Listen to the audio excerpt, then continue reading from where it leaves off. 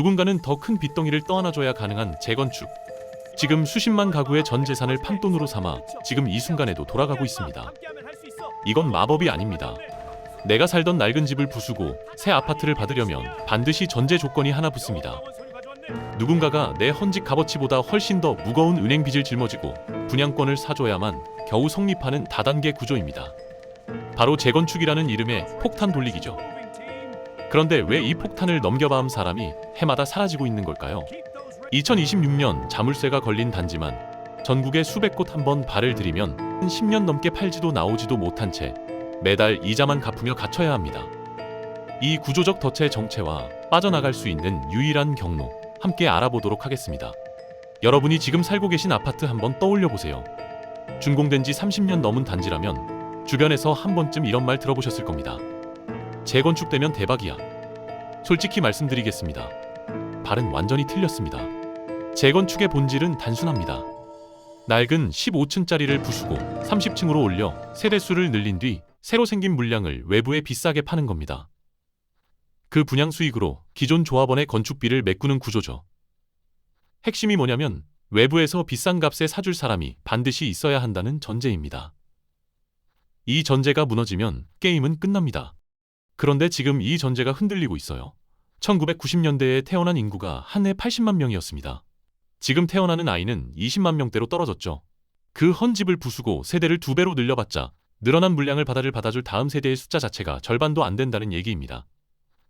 입지가 압도적이지 않은 단지라면 비싼 분양가를 감당할 매수자가 물리적으로 존재하지 않게 됩니다. 더 무서운 건 이겁니다. 매수자가 없으면 재건축은 멈춥니다. 멈추는 순간 그 15층 콘크리트는 새 옷을 입는 게 아니라 그대로 늙어갑니다.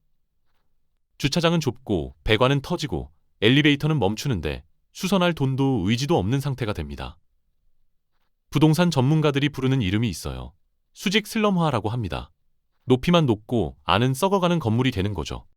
지금 재건축을 추진 중인 단지 대부분은 1990년대 전후로 지어진 15층짜리 아파트입니다. 왜 하필 15층이냐? 당시 건축법상 한 단지에 넣을 수 있는 용적률 한계가 대략 이 높이였기 때문이에요. 서울 강남이든 목동이든 노원이든 그 시절에 올린 아파트는 거의 다 이 틀 안에 갇혀 있습니다. 재건축의 수익 공식은 간단합니다. 15층을 밀고 35층으로 올리면 세대수가 2배 가까이 늘어나죠.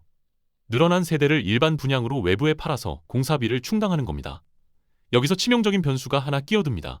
그 비싼 일반 분양가를 기꺼이 감당할 매수자가 충분해야 한다는 거예요.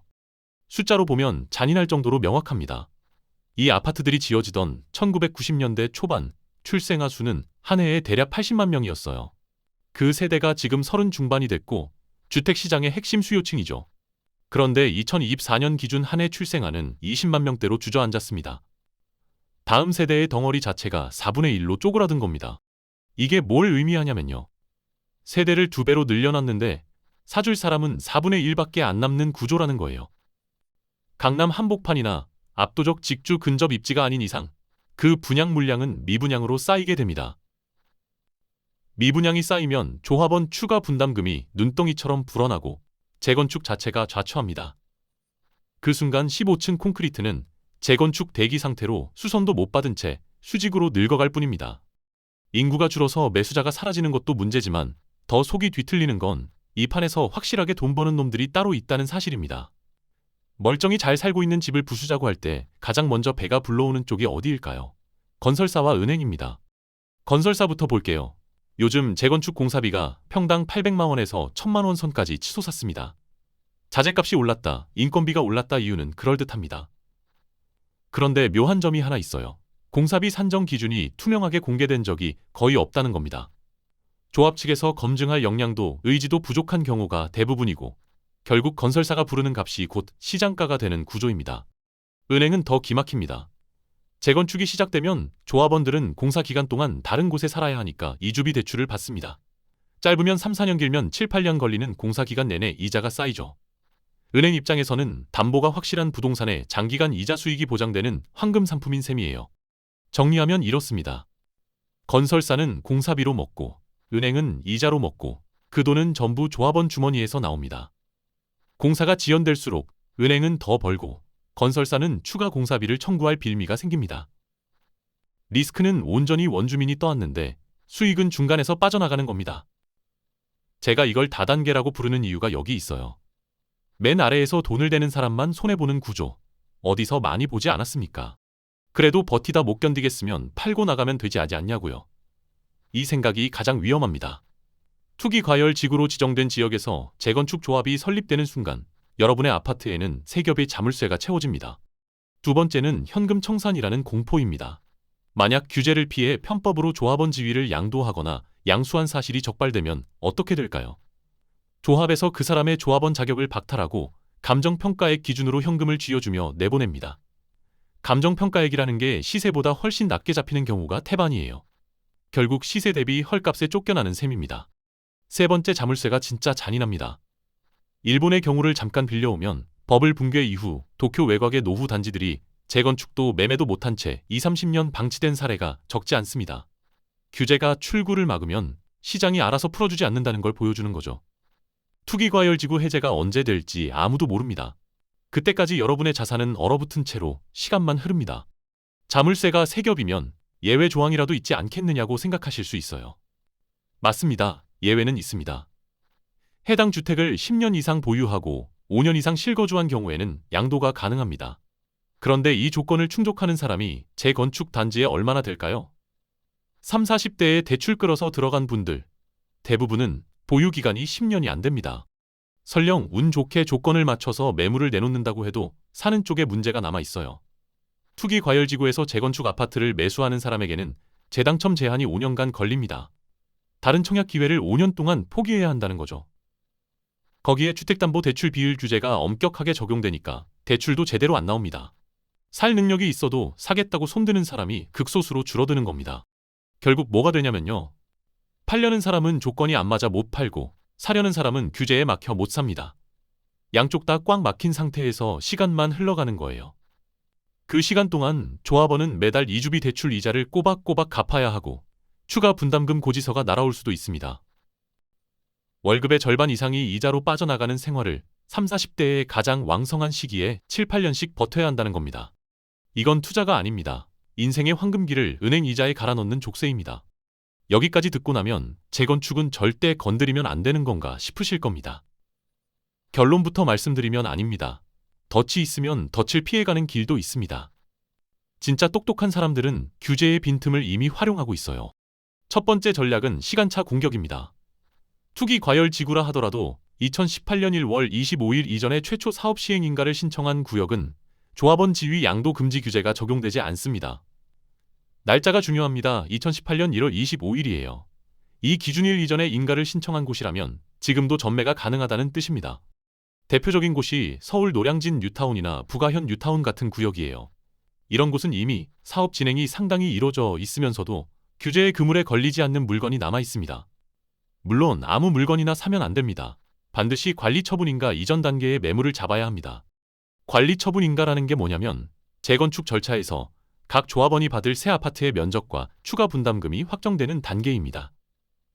이 인가가 나기 전에 매수하면 아직 분담금이 유동적이라 리스크가 있는 대신 가격이 저렴하고 전매 규제에서도 비교적 자유롭습니다. 인가가 난 뒤에는 모든 게 확정되면서 가격이 확 뛰고 규제도 본격적으로 적용되죠. 타이밍의 핵심은 명확합니다. 관리처분 인가 전에 들어가서 인가 후에 가격 상승분을 먹는 겁니다. 이게 규제 속에서 살아남는 시간차 전략이에요. 두 번째 전략은 아예 판을 바꾸는 겁니다.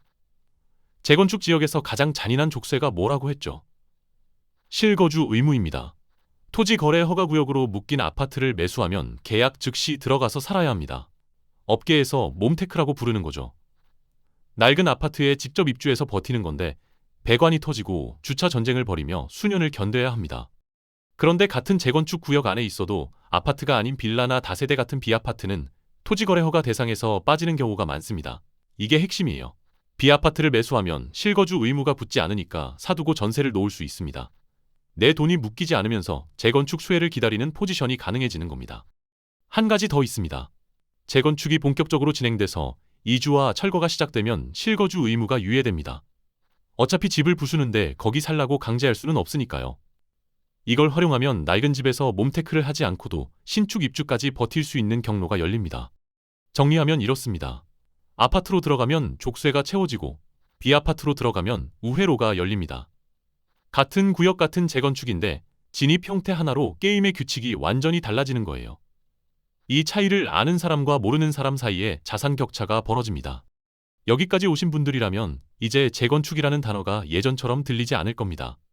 헌 집 주고 새 집 받는 마법이 아니라 누군가의 빚 위에 세워지는 불안한 탑이라는 걸 이제 아시니까요. 정부가 내미는 재건축 규제 완화라는 카드를 보면서 많은 분들이 이렇게 생각하세요. 드디어 풀리는구나. 지금 들어가면 대박이겠다. 솔직히 말씀드리겠습니다. 그건 독이 든 성배입니다. 규제를 살짝 풀어주는 건 시장의 매수세를 끌어들이려는 신호이지 여러분의 자산을 지켜주겠다는 약속이 아닙니다.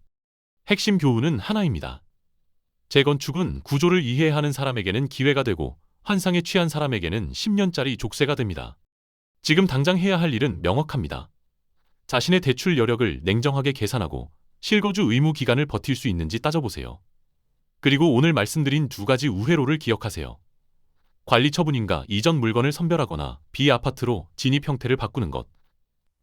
무작정 몸테크로 버티는 시대는 이미 끝났습니다. 누군가 내 비싼 빚을 대신 떠안아줄 거라는 기대. 그게 이 게임에서 가장 먼저 버려야 할 환상입니다. 폭탄은 언젠가 터집니다. 그 폭탄이 내 손에서 터지기 전에 판을 읽고 움직이는 사람만이 살아남습니다. 오늘 영상이 유익하고 재밌으셨다면 구독과 좋아요 부탁드리겠습니다. 영상 제작에 큰 힘이 됩니다. 다음 영상에서 뵙겠습니다.